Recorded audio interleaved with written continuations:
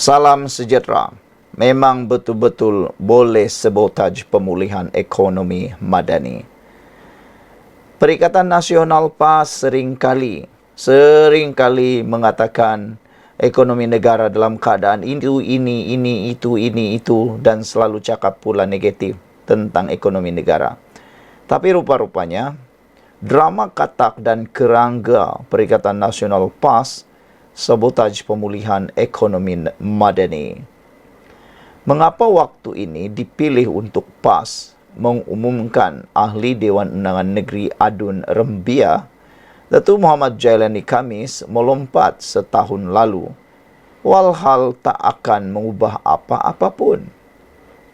Sebabnya, PN PAS cuba menutup kejayaan kecil formula ekonomi madani yang sudah menunjukkan momentum yang baik. Berita katak lebih menarik perhatian rakyat. Kalau momentum ini terus kekal, insya-Allah ekonomi kita akan makmur walau akan gigit jari dan ekonomi Malaysia dapat diselamatkan. Ekonomi kini berkembang 4.2% suku pertama 2024. Melebihi jangkaan awal ekonomi 3.9%. Pelaburan diluluskan tahun 2023 terbesar dalam sejarah. Prestasi ringgit kedua terbaik di Asia selepas India kini. Kadar pengangguran rendah. Inflasi berjaya turun dari 4% ke 1.5% dan kini 2% OPR. Kekal 3% kali ke-7. JP Morgan naik taraf rating Malaysia setelah 6 tahun kerana perkembangan ekonomi yang sangat memeranjatkan. Bursa memecahkan paras psikologi FBM KLCI 1,600 mata dan kini bullish serta disasarkan mencapai 1,700 mata. Malaysia kini jadi hub penting. Semikonduktor dengan pelaburan masuk puluhan bilion dan Malaysia dianggap pemenang dalam suasana ketegangan China dan Amerika Syarikat AS. Apa rakyat dapat? Anak-anak dapat kerja, gaji lebih baik di sektor tertentu, taraf hidup dapat ditingkatkan. Apabila hasil cukai kerajaan bertambah, kini diurus dengan lebih mantap dan luar biasa, maka lebih banyak dapat dipulangkan kepada rakyat dalam bentuk pendidikan, bantuan sosial, kesihatan, lebih banyak infra dan lain-lain. Dulu, Presiden PAS Hadi Awang dan Kerajaan Tebuk Atap jadikan kerangga sebagai alasan untuk makan gaji buta dan gagal selesaikan isu rakyat dan ekonomi negara. Kini saya yakin Perdana Menteri ke-10 Anwar Ibrahim dan Kerajaan Madani PH, BN, GRS, GPS terus kuat bekerja, tidak kira berapa banyak kerengga menggigit kerana kestabilan kerajaan. Kita patut bersyukur dengan nikmat yang Allah kurniakan, walaupun ada jenis manusia yang susah hati melihatkan segala kebaikan yang kita alami sekarang. Apabila ringgit jatuh, mereka bersorak riang. Apabila mengukuh, mereka alihkan perhatian rakyat kepada hal ehwal katak politik. Rakyat dihasut hanya dengan persepsi, walaupun data dan angka menunjukkan sebaliknya.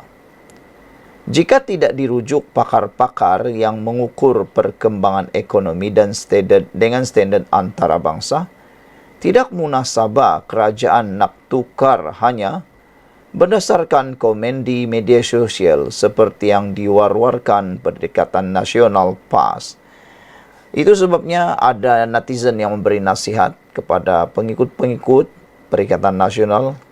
Mereka kata jangan terpengaruh dengan hanya mesej-mesej yang diwar-warkan itu. kerana mereka sebenarnya hanya ikut-ikutan dan kefahamannya cetek sekali. Sekian untuk kali ini. Jangan lupa tinggalkan komen Anda. Bye-bye.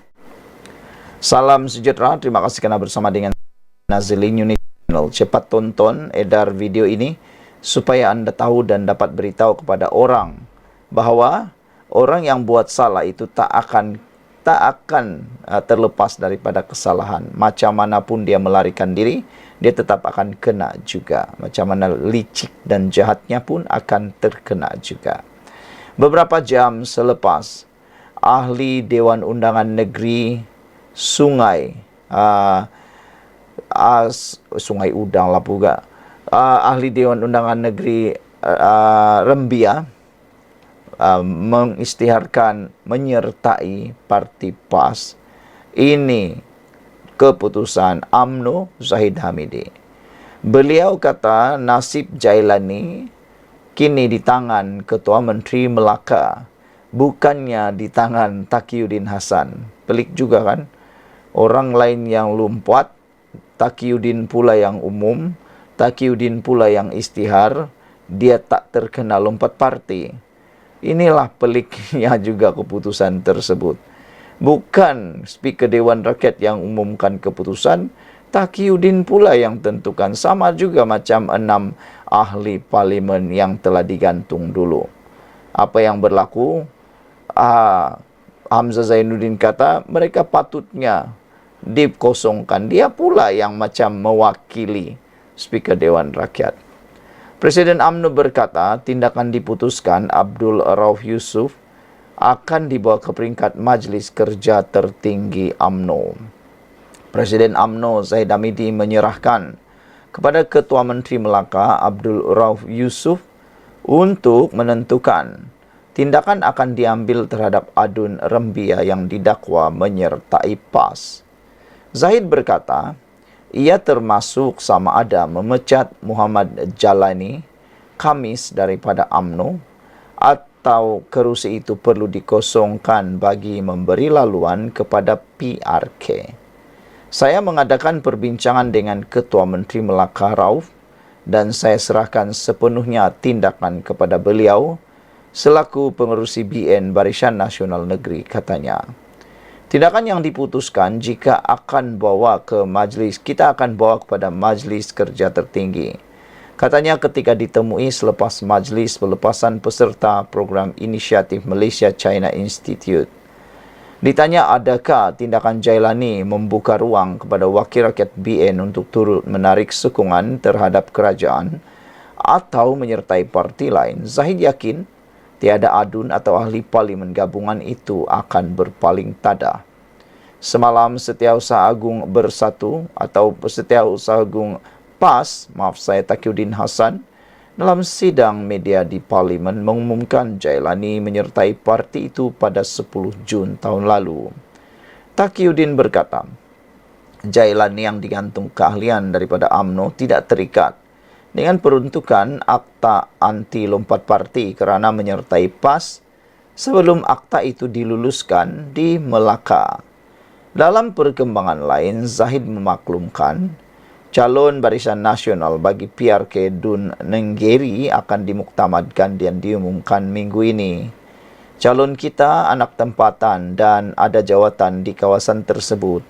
Kita pilih yang terbaik dan dalam kategori boleh menang serta diterima pengundi, katanya.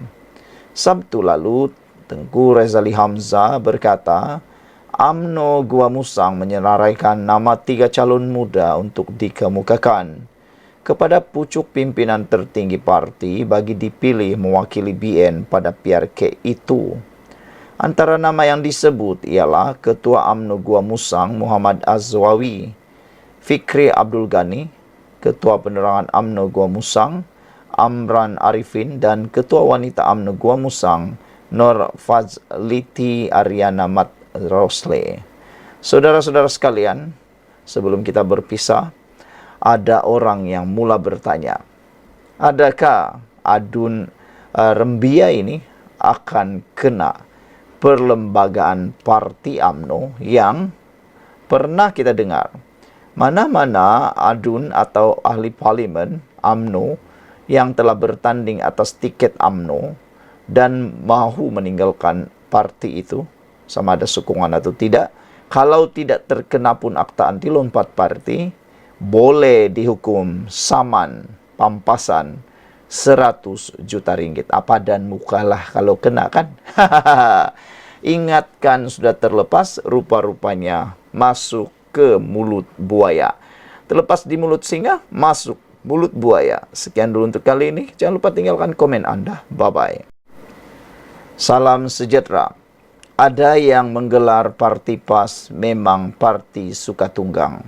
Apa saja dia akan tunggang selagi dia boleh meraih perhatian, boleh mendapat undi, boleh mendapat kuasa. Terkini, kemenangan The Red Giants, wakil Malaysia untuk permainan e-games dunia, kemenangan mereka turut dikata oleh netizen ditunggang oleh pemimpin PAS. Sehingga ada yang kata, poster ucapan tahniah PAS Selangor kepada Red Giant lebih sudu daripada kuah. Yang ini memang lucu. Poster ucapan tahniah PAS Selangor kepada pasukan Selangor Red Giants menimbulkan rasa kurang senang dalam kalangan pengguna media sosial. Poster ucapan tahniah itu terpampang wajah pemain dengan menggunakan warna monokrom dan dipudarkan. Manakala wajah 3 pemimpin PAS negeri yang dilabel lebih sudu daripada kuah, itu diletakkan di bahagian bawah dengan warna paling jelas dan terang pula. Suara kodang senang diluahkan segelintir penyokong SRG yang berpendapat wajah pemenang sepatutnya perlu lebih menonjol dan bukan dipudarkan. Ada antara pengguna membandingkan dengan beberapa poster tahniah yang lebih gempak. Antaranya poster dari Menteri Besar Terengganu sendiri, Datuk Seri Dr. Ahmad Samsuri Mokhtar, yang dipuji kerana meletakkan wajah pemain sebagai highlight utama. Poster lain adalah dari mahasiswa keadilan. Sementara itu, ada yang beranggapan isu poster terbabit tidak perlu diperbesarkan kerana ia sekadar poster ucapan tahniah. Namun, ramai yang beranggapan poster seperti itu lebih kepada mahu tumpang glamour. Apa pula pendapat anda sekalian tentang isu kali ini, yaitu tentang tumpang glamour? Benarkah PAS ini suka nak tumpang apa-apa saja yang boleh ditumpang? Bahkan mereka memang selalu digelar sebagai parti tunggang. Tunggang isu ini, tunggang isu itu, tunggang, akhirnya tutunggang-tungganglah dia. Tunggang punya tunggang, tak pernahlah kesampaian apa yang mereka kejar. Saudara-saudara sekalian, menurut netizen, kalau ia pun nak memberikan ucapan tahniah, agak-agaklah nak mahu menayang sangat muka itu, kata mereka. Ada banyak cara lagi nak membuat poster yang lebih gempak. Antaranya, buatlah ucapan yang simple dan bersahaja. Ini kalau kita tengok, saya tengok ucapan tahniah poster daripada PAS Selangor ini hanya lebih kepada memang nak menayang muka 3 pemimpin PAS itu. Para pemain pula kelihatan dipudarkan. Dan poster itu juga seakan-akan poster yang tidak bermaya. Kalau dilihat, macam pula ada yang mati. Sebab warnanya yang dipudarkan. Apabila pendapat anda melihat poster yang saya paparkan bersama dalam slide ini? Sekian dulu. Jangan lupa tinggalkan komen anda. Bye-bye. Salam sejahtera. Sekali lagi Najib Tun Razak kena bahan apabila kantoi tipu data. Apa cerita? Nak tunjuk pertumbuhan ekonomi zaman dia bagus, Najib kantoi tipu data. Najib yang berada di Jeriji Besi, di penjara Kajang sekarang pun masih aktif pula nak troll sini sana, nak kantoikan diri sendiri. Niat nak memalukan kerajaan sekarang dan kerajaan selepas beliau. Tapi rupa-rupanya kedapatan kantoi tipu data. Apa data yang digunakan sangat dikata tipu ini? Paparan di akaun X, Datuk Seri Najib Tun Razak yang mahu menunjukkan cemerlangnya pertumbuhan ekonomi zaman pentadbiran bekas Perdana Menteri itu, akhirnya kantoi dianggap memanipulasi data. Dalam masa sama, sindiran pun menghujani hantaran itu, termasuk memohon pertimbangan Najib untuk mengeluarkan data ketirisan wang negara. Angkara rasuah sewaktu era kerajaan diterajuinya untuk dibandingkan dengan zaman kerajaan Madani kini. Terdahulu, Najib mendakwa kadar pertumbuhan ekonomi ketika Putrajaya dikuasainya adalah lebih 5 kali ganda lebih tinggi berbanding tempo selepas pentadbiran beliau. Kadar pertumbuhan juga lebih sama rata antara semua negeri dan wilayah masa Najib berbanding dalam tempo selepas Najib, dipetik dari posting itu. Namun bagi orang ramai yang celik matematik, rumusan mudah pertumbuhan ekonomi oleh suami Datin Seri Rosmah Mansur berkenan dipertikai. Antaranya, pengguna X Soib Zahari yang mempersoal sama ada Najib mahu menipu atau tidak. Takkan ini pun nak menipu kot Najib, kata beliau. Kolum 2023 hingga 2017 kau tak tambah 100% campur figure. Tapi bahagian 2017 hingga tahun 2010 beria-ia kau tambah 100% campur figure. Ikut daripada yang ini, total kau RM 167%, kenaikan 7 tahun. Tapi tahun 2023 hingga 2017, 132,8%. Cuma ada penipuan lain yang kantoi, tulisnya yang meraih perhatian warganet. Tegas Soib lagi, Najib tidak menggunakan data yang betul. Data kau Najib tak guna base yang sama. 2017 guna data dimalarkan 2015. Tapi 2010 kau guna data, kau guna tahun dimalarkan adalah 2010. Lepas tu kau tolak sebab nak figure besarkan, katanya. Asasnya kau tak boleh tolak kalau base dia pun berbeza.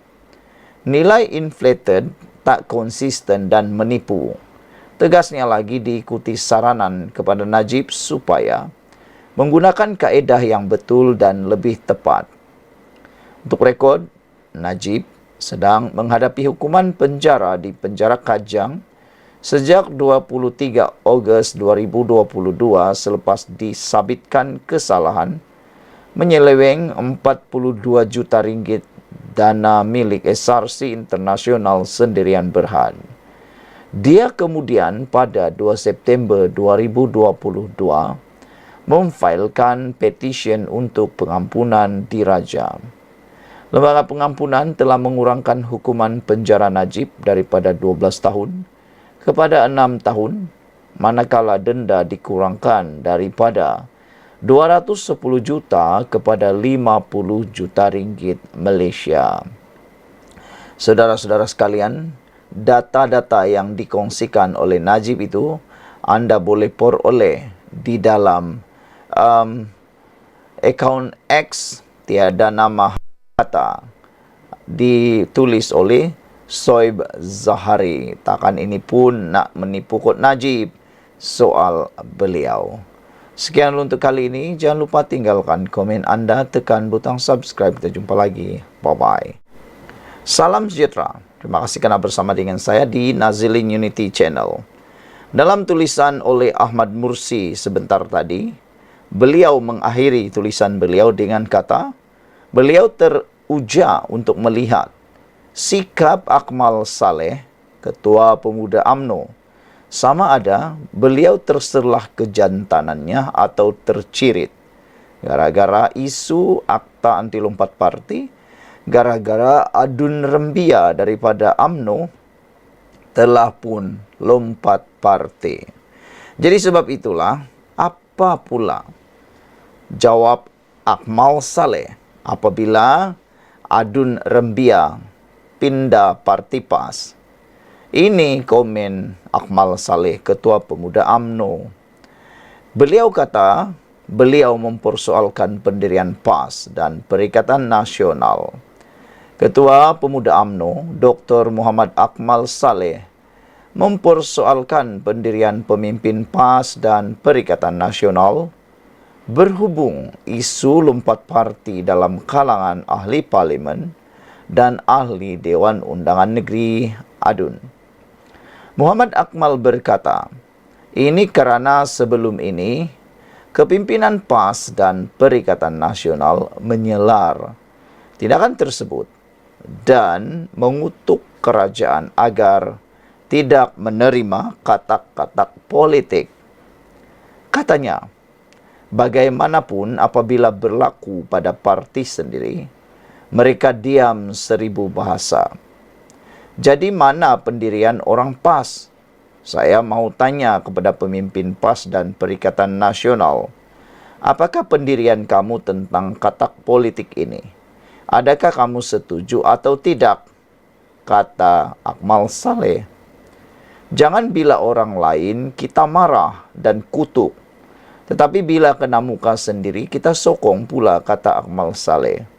Sedangkan pemimpin ini perlu ada pendirian, bukan sama macam katak politik ini, ujarnya dalam satu kenyataan menerusi laman Facebook hari ini. Terdahulu, Setiausaha Agung PAS Datuk Seri Taqiyuddin Hassan mengumumkan ahli Dewan Undangan Negeri ADUN Rembia, Datuk Muhammad Jailani Khamis menyertai parti itu secara rasmi.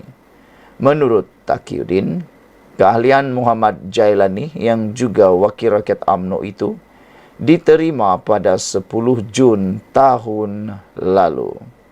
Taqiyuddin yang juga Timbalan Setiausaha Agung Perikatan Nasional PN menjelaskan, keputusan Muhammad Jailani yang digantung keahlian UMNO selama 6 tahun itu tidak dianggap sebagai lompat parti kerana pindaan rang undang-undang Perlembagaan Negeri Melaka pindaan 2023 berkaitan lompat parti diluluskan pada 31 Julai tahun 2023. Tambah Muhammad Akmal, pemimpin perlu bekerja untuk rakyat, bukan hanya demi kepentingan diri sendiri sahaja, kata Akmal lagi.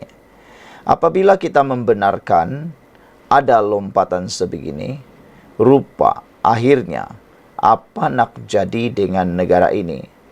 Cukup-cukuplah menyusahkan rakyat yang berada di bawah, jelas Akmal Saleh lagi. Jadi itulah jawapan Akmal Saleh tentang isu lompat parti ini. Sekian untuk kali ini. Jangan lupa tinggalkan komen Anda, tekan butang subscribe. Bye-bye. Salam sejahtera. PAS ambil katak akhirnya. Ini ulasan yang paling panas dan pastinya yang Anda tunggu-tunggu dan cari. Adanya adun rembia ini tidak menambah. Tiada pula tidak ada apa-apa yang kurang. Ibaratnya adun rembia ni, bagi percuma pun orang akan reject. Kalau Anda kenal betul siapa itu adun rembia, pastinya Anda pun tak kepingin nak terima adun rembia. Saya tidak ralat, cuma tersenyum. Lucu dengan hukum hakam PAS yang berubah-ubah. Adun rembia ni awal kerjayanya adalah adun dalam PKR pada tahun 2018. Kemudian umum jadi bebas pada tahun 2020. Kemudian sertai UMNO pada tahun 2021.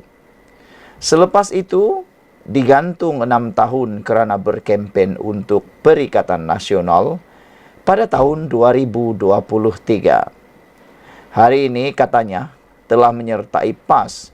Cuma teknik backdated keahlian kononnya lulus sebelum undang-undang tubuh Melaka dipindah, agak melucukan.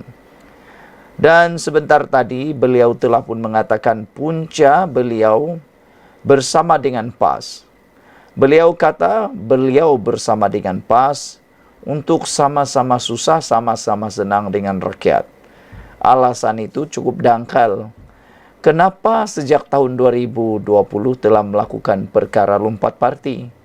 Kalau benar nak sama-sama senang, sama-sama susah. Itulah orang kata nak cari tempurung untuk berpaut. Keahlian UMNO adun ini digantung, bukan dipecat. Hanya hak-hak dia sebagai ahli digantung. Sementara hingga tamat tempo.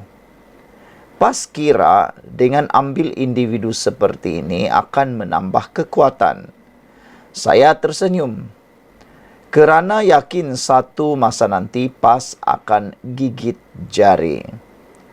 Jika kawan-kawan ditanya siapa sebenarnya Adun Rembia ini, satu sahaja kata kunci yang biasa keluar, yaitu emotional unstable. Pelatnya boleh berubah-ubah dalam sekelip mata. Begitu juga peliknya politik beliau. Semasa akta lompat parti digubal, PN PAS sebolehnya mahu wujudkan kelompangan untuk membolehkan mereka memancing dan bermain-main dengan katak politik.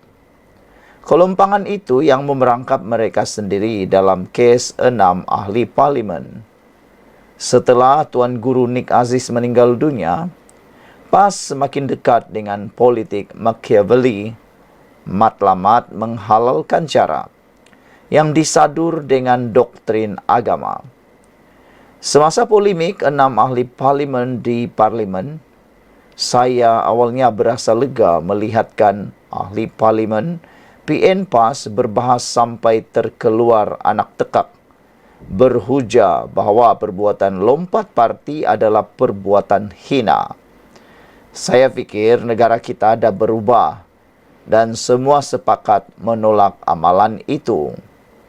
Tapi itulah PN PAS. Mulanya haram, kemudian halal langkah Sheraton. Kemudian haram 6 ahli parlimen. Kemudian halal semula dengan adanya Adun Rembia. Kemudian nanti haram semula. Kita tahu sudah plot ceritanya akan berpusing-pusing sehingga mereka puas. Bila PAS keluarkan fatwa berkait hal politik, itu bukan hukum agama sebenar. Itu hanya mainan PAS menunggang hukum agama. Kali ini saya teruja untuk lihat sikap Akmal Ketua Pemuda UMNO. Sama ada senada terselah kejantanannya atau tercirit. Saudara-saudara sekalian, nak tengok jugalah sebenarnya apa sebenarnya reaksi Akmal Saleh. Sekian dulu untuk kali ini. Jangan lupa tinggalkan komen anda, tekan butang subscribe. Bye-bye. Salam sejahtera, terima kasih karena bersama dengan saya di Nazilin Unity Channel. Semalam, Ketua Menteri Melaka, Abdul Rauf Yusuf, telah pun memberi satu kenyataan yang pasti telah menjungkil hati Perikatan Nasional khususnya PAS. Apabila Abdul Rauf kata, mereka, Barisan Nasional UMNO akan rampas semula Dewan Undangan Negeri kerusi Dewan Undangan Negeri Sungai Udang. Katanya sudah waktunya untuk mereka merampas semula. Kenyataan Ketua Menteri Melaka itu disambut oleh Adun Sungai Udang, yang mana seakan-akan terjentik menggelupur pula dia. Apabila dia pula kata dengan penuh bongkak dan sombong. Dia kata, tak guna berkokok, adun Sungai Udang cabar. Ketua Menteri segera bubar Dewan Undangan Negeri Melaka. Hebat juga adun Sungai Udang ini. Baru Ketua Menteri Melaka kata mahu rampas, dia sudah menggelupur, terseksa nampaknya. Adakah itu petanda bahawa beliau ini tak tahan kuat, tak tahan uji, sehingga dia pula cabar Ketua Menteri segera bubar Dewan Undangan Negeri Melaka? Apalah yang nak jadi dengan anda ni, adun Sungai Udang ni? Kan Melaka baru saja bubar, baru saja mengundi. Tahanlah mengundi pula. Ayo fikirkanlah berapa juta duit rakyat yang mengalir kalau buat pilihan raya lagi. Takkanlah baru cakap nak rampas semula pun sudah menggelupur, sudah meroyan, nak mahu pula bubar. Nampak sangatlah dia nak kuasa, nak fikirlah bongkak sombong sangat. Mungkin dia fikir mereka boleh rampas kerajaan negeri Melaka. Adun Sungai Udang, Dr. Muhammad Alif Yusuf mencabar Ketua Menteri Melaka Abdul Rauf Yusuf untuk membubarkan Dewan Undangan Negeri Dun Melaka. Mengulas kenyataan Abdul Rauf Yusuf bahawa UMNO Melaka akan merampas kerusi Sungai Udang pada pilihan raya umum akan datang, Muhammad Alif menggesa dia supaya segera membubarkan Dewan Undangan Negeri dan mengadakan pilihan raya. Netizen marah dengan kenyataan adun Sungai Udang ni. Kata mereka, takkanlah baru cakap nak rampas pula, nak pula bubar. Kamu ni betul-betul lah, kata netizen, menyusahkan rakyat. Baru saja pilihan raya, nak pilihan raya lagi. Nak pilihan raya berapa kali ni? Takkanlah tiap-tiap tahun pilihan raya pula, kata netizen. Orang baru saya cakap nak rampas, kamu dah marah meluat, dah marah menggelupur. Di mana adab anda sebagai orang muda, kata beliau. Saudara, saya cabar, kata adun Sungai Udang itu, saya cabar YB Tanjung Bidara ini bubar Dewan Undangan Negeri sekarang dan kita lawan. Bubar Dewan Undangan Negeri Melaka dan kita lawan dalam pilihan raya. Tak guna untuk berkokok sebegini, katanya kepada Malaysia Kini. Terdahulu, Abdul Rauf yang juga pengerusi perhubungan UMNO Melaka menyatakan kesungguhan parti itu untuk mendapatkan kerusi Sungai Udang pada pilihan raya akan datang. Dia menyorot kejayaan sebelum ini di 3 lagi kawasan di bawah Parlimen Tangga Batu, iaitu Kelebang, Paya Rumput dan Pantai Kundur, walaupun tewas di Sungai Udang. Muhammad Alif memenangi kerusi Sungai Udang dengan hanya kelebihan 530 undi menentang calon Barisan Nasional Muhammad Ali Muhammad. Rupa-rupanya Muhammad Alif ini hanya menang 530 undi. Okey, begitu bongkaknya dia, mungkin dia rasa dia 100% yakin menang. Sebenarnya belum tentu. Kemenangan anda di Sungai Bakap belum tentu dapat diterjemahkan di Melaka. Belum tentu lagi, belum tentu. Kalau silap sikit kalah, menyesal. Menyesallah tak kesampaian, hanya bermimpi lagi lah menjadi YB. Mengulas lanjut, Muhammad Alif menyifatkan Abdul Rauf tidak faham realiti di Sungai Udang. Dia berkata ia boleh menjelaskan prospek UMNO bukan saja di Sungai Udang tetapi juga di 3 kerusi lain. Apakah Tanjung Bidara ini tidak mempunyai perisik-perisik di kalangan rakyat? Sentimen-sentimen di kalangan rakyat ini, apakah YB Tanjung Bidara ini tak baca dengan teliti? Katanya, bukan kata Sungai Udang, silap-silap 3 kerusi yang dipegang itu yang terlingkup termasuk Sungai Udang, katanya. Pada masa ini, BN memegang bilangan kerusi DUN terbesar di Melaka dengan 21 kerusi, diikuti oleh Pakatan Harapan dengan 5 kerusi dan PN hanya dengan 2 kerusi. Pada pilihan raya negeri lalu, UMNO memenangi 18 daripada 20 kerusi yang dipertandingkan. Selain Sungai Udang, parti itu turut tewas di Bukit Katil kepada Amanah dengan majoriti 1057 undi. Bersatu bertanding 15 kerusi dan memenangi kedua-dua kerusi Perikatan Nasional, iaitu Sungai Udang dan Bemban.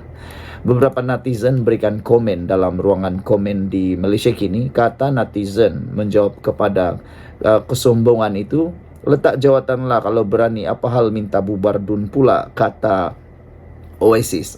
Oasis ini paling best, dia kata daripada bubar DUN Dewan Undangan Negeri Melaka, lebih baik Dr. Alif tu letak jawatan supaya kerusi itu jadi kosong dan adakan pilihan raya. Itu barulah berani, itu baru jantan. Apa pula nak minta bubar DUN, kata mereka. Itu paling pintar lah kan. Itu komen Oasis yang paling pintar. Patutnya itulah yang dibuat oleh Dr. Alif. Dia letak jawatan, buat pilihan raya, baru tahulah kan. Janganlah pula dunia dibubar. Apa punya pemikiran begitu, kata netizen. Adun PN mabuk PRK semata-mata gila kuasa, kata Pink Marlin. Rakyat patut sedar, uang dibelanjakan untuk pilihan raya wajar diperuntukkan untuk kebajikan rakyat, bukan untuk parti politik. Malaysia Maju kata, Adun PN Sungai Ujong fikir PRN tak pakai duit rakyat.